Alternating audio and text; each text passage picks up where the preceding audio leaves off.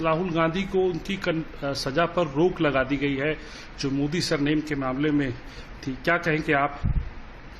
सर्वप्रथम ये कहना चाहते हैं कि हमारे सदन में, हमारे संविधान में जहां भी जाइए, अब इस सदन की हर परिसर में आपको ये देखने को मिलेगी, सत्यमेव जयते।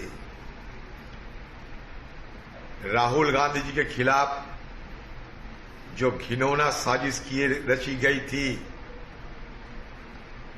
आज साबित हुई है कि ये साजिश नाकाम हो चुके हैं। आज सुबह प्रार्थना किए थे हम सब कि राहुल गांधी जी की, उनके खिलाफ जो झूठे इल्जाम लगाया गया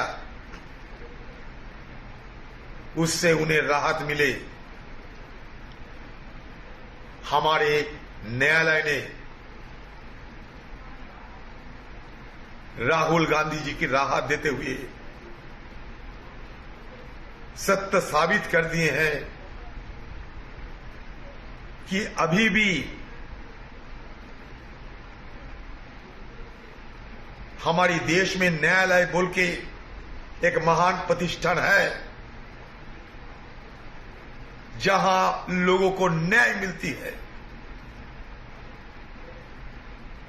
ये जीत सत्य की जीत है।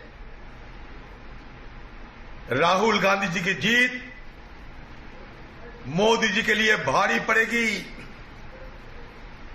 अगले दिन राहुल गांधी जी आंधी बनकर उतरेंगे।